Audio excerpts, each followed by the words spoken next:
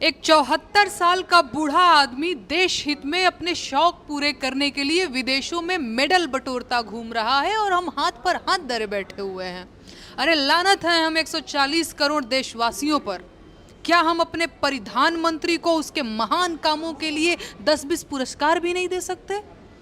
मैं इस देश की जनता से निवेदन करती हूं कि साहब के लिए कुछ नए पुरस्कारों का सृजन करें। साहब और उनकी पार्टी ने देश से लोकतंत्र के उन्मूलन के लिए कितना प्रयास किया। आलोचना करने वालों पर एफआईआर के अलावा बिहार के करोड़ों लोगों के मताधिकार छीनने का प्रयास लगातार कर ही रहे हैं। क्या हम सभी देशवासी इन प्रयासों के लिए साहब को लोकतंत्र मर्दक की उपाधि से सम्मानित नहीं कर सकते? ये अवार्ड आपको और केचुआ को साथ साथ लेना होगा। मणिपुर सुलगता रह गया और आप विदेशों के चक्कर काटते रहे। बेटियों को नंगी करके उनकी परेड निकाली गई और आप बेटी बचाओ का नारा लगाते रहे, लेकिन आज तक मणिपुर नहीं गए।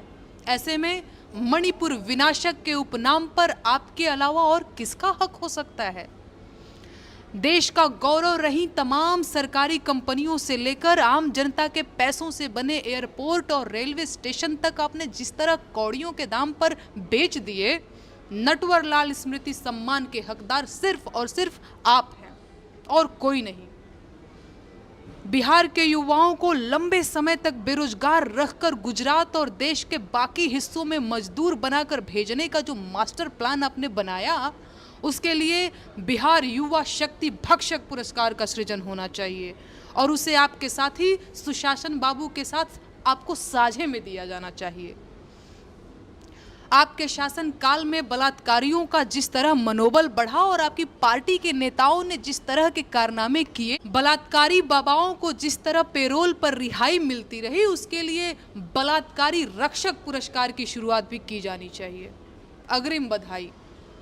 अल्पसंख्यकों के खिलाफ जिस तरह से आतंक का माहौल बनाया गया, अफवाहें उड़ाई गई, उनकी लिंचिंग की गई, उनके धर्मस्थल तोड़े गए, देश के लिए उनके बलिदानों को नजरअंदाज किया गया, उसके लिए एक विशेष अल्पसंख्यक हंता पुरस्कार का गठन जरूर होना चाहिए।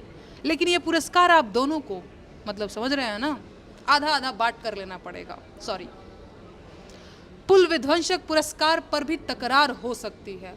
अभी 3 दिन पहले तक सुशासन बाबू ये पुरस्कार 5/1 से जीत रहे थे, लेकिन बड़ोदरा पुल गिरने के बाद से आपकी दावेदारी मजबूत हुई है, क्योंकि मौतें इसमें ज़्यादा हुई हैं। इसके लिए सबसे तेज चैनल वालों से वोटिंग करवा लीजिए।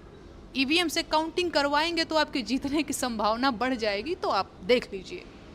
अडानी मित्र पुरस्कार की दावेदारी के लिए तो खैर अगले 1000 सालों तक कोई आपके आसपास भी नहीं आ पाएगा।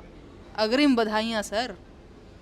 राष्ट्र गरिमा भक्षक पुरस्कार तो आपका है ही, लेकिन सरेंडर रत्न पुरस्कार पर भी आपके अलावा कोई और दावा नहीं कर सकता। 70 सालों में पहली बार जिस बहादुरी से आपने ट्रंप के एक फोन पर झटपट सीज फायर को अंजाम दिया था, इस पुरस्कार की शील्ड पर आपकी एक छोटी कांस्य प्रतिमा जरूर लगाई जाएगी। लेकिन भ्रष्टाचारी उद्धारक पुरस्कार आपको और ईडी को साझे में दिया जाएगा। विदेश जाकर मेडल बटोरने में कुछ नहीं रखा है। आत्मनिर्भर बनिए सर। आपके प्रशंसक सोचने समझने की ताकत खो चुके हैं। उनका दिमाग अब ऑनलाइन सट्टे के अलावा और कहीं नहीं लगता। आपको पुरस्कार पाते देख वो खुशी से झूम उठेंगे, जयकारे लगाएंगे आपके। उनके लिए देश का नंबर 1 होना ही बहुत है, फिर वो चाहे भूखमरी और भ्रष्टाचार में ही नंबर 1 क्यों ना हो। आप कुख्यात हैं या विख्यात, इससे उन्हें फर्क नहीं पड़ता। बस अखबार में आपकी फोटो आनी चाहिए। देश का सम्मान बढ़ा है या अपमान हुआ है, उन्हें इससे कोई लेना देना नहीं है। जंजीरों में बंधे भारतीयों ने अंतर्राष्ट्रीय अखबारों में जगह बनाई, यही बहुत है। आप पुरस्कार लीजिए सर, उपाधियां लीजिए, अखबारों में छपिए सर। आपके प्रशंसक तालियां बजाते रहेंगे।